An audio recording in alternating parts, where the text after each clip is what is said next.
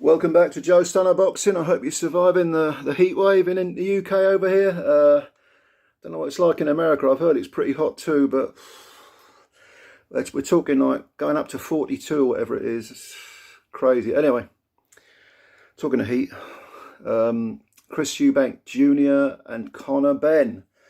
Let's talk a bit more about this because I've done one video on this already, but the obvious narrative is that this is a cash-in, this is about money. Of course, this is called prize fighting as well as boxing, so you can't blame fighters for trying to maximise their abilities, their economic worth during what is a very short career. And yeah, two names, as Frank Warren said, this is their father's, this is not their father's fight, or he phrased it something like that. And that's true, but the names stand, so the casuals will lap it up. I think it's a farce of a fight. I don't think it is a fight, really. I think it's basically a cash-in, a bad mismatch and a cash-in. And I've heard a few people say, no, you know, Ben's got a full camp. He can, you know, maybe find out a way to make himself bigger, physically bigger, even though he's already a small welterweight. And at least find a way of negotiating his way or navigating his way through the bigger man's offense. Don't forget the old days where, you know, your Henry Armstrongs and various other fighters would jump up weight divisions. Okay. But I don't really buy those arguments. I think this is a dangerous, potentially dangerous fight that could wreck Ben in the same way that Kell Brook was more or less wrecked by Golovkin. Khan going up to fight Canelo, jumping up 2 divisions. I don't think it's a good thing. But apart from being a money-making machine, which it will be because the casuals don't know shit about boxing, but we need them to, the irony is we need them to sort of raise the profile of the sport.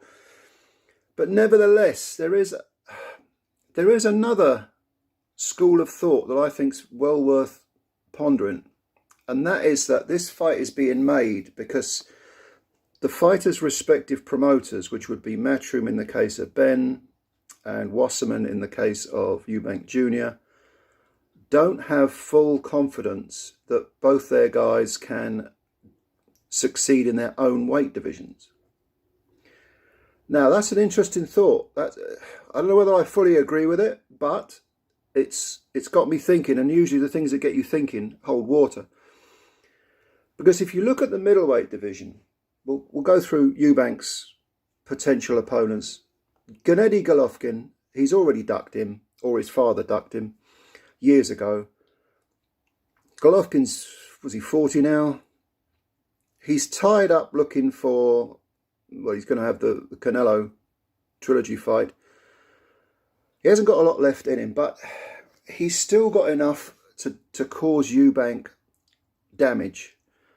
And Eubank is a fighter who doesn't have the most fluid of skills in terms of footwork anyway. Doesn't throw punches consistently throughout a round. Does fire punches in bunches.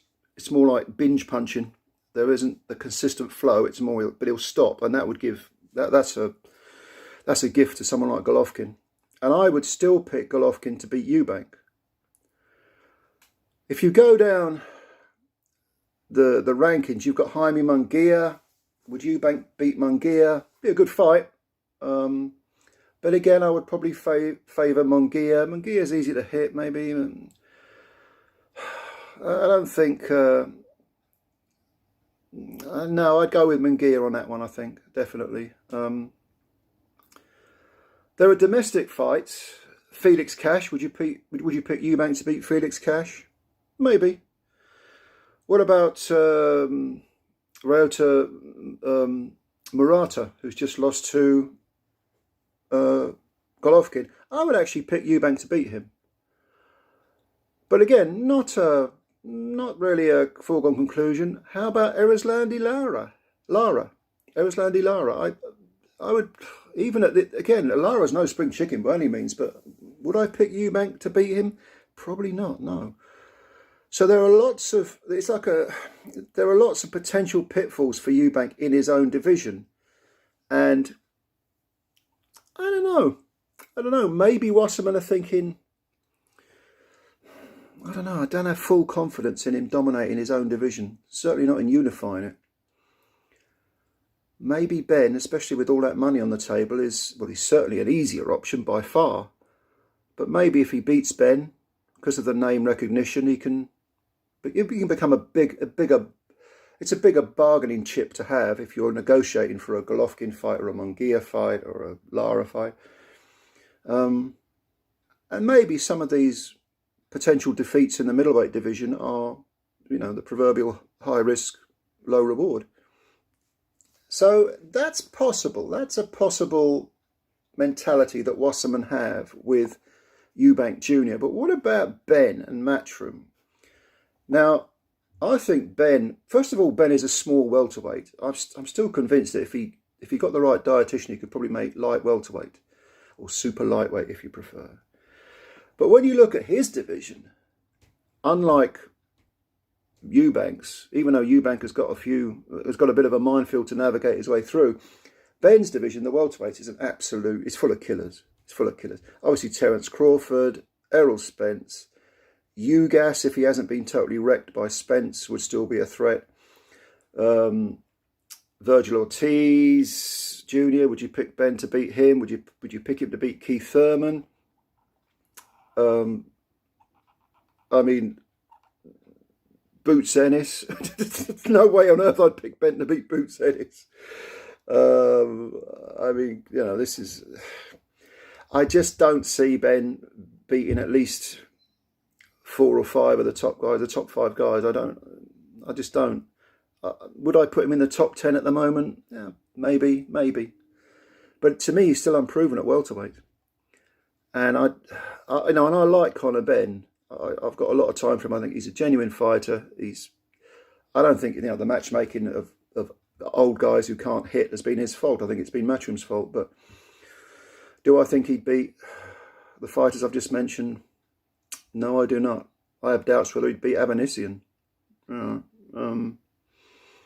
So maybe Matchroom are thinking, let's make some serious money when we can. He's probably going to get beaten, but is it any worse than getting smashed up by an Ennis in a non-title fight?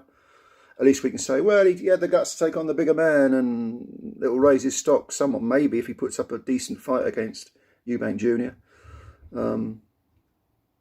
But as we saw with Kell Brook and Amir Khan jumping up weights and 2 weights and fighting much bigger men who are good, and admittedly Eubank Jr. is not as good as either Saul Alvarez or Golovkin, but nowhere near as good.